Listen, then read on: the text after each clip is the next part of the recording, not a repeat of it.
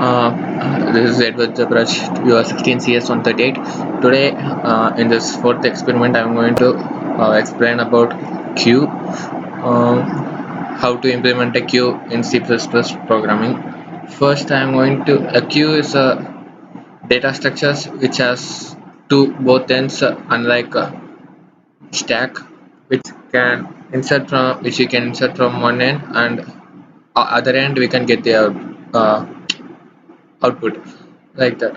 Um, in this queue, I'm going to uh, initialize the size, which is for this -0 1. It is not a size, which is I'm going to implement the starting and ending positions, and I'm initialize the size, and here I define the member functions, which is enq, dq, everything. In here I'm going to give a main menu like that, which I want to insert or display or delete, exit, and getting the choice from the user. I am using switch statement to go for the choice, and as we see this as we see the member function, which is circular as a circular queue is a queue which its front and rear is connected. So in this, I'm I'm going to do both the inputs here, like circular and linear, both of it. I am doing it here. So the same thing I did till here. In the main function, I am going to get the choice whether it is a linear or circular. Which if it is linear, I am going for the linear queue program main thing.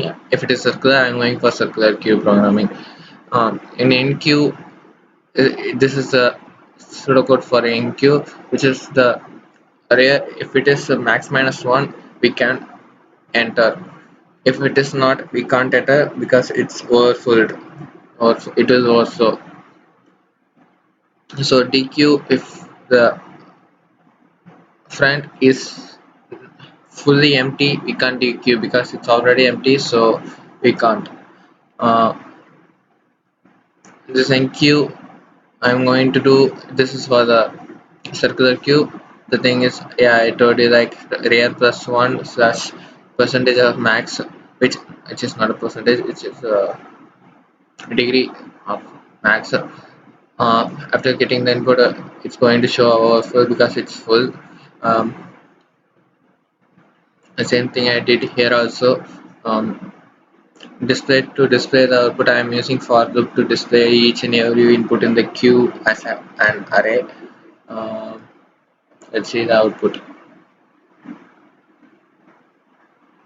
I'm going for linear queue. I'm going to insert the value to be insert 55.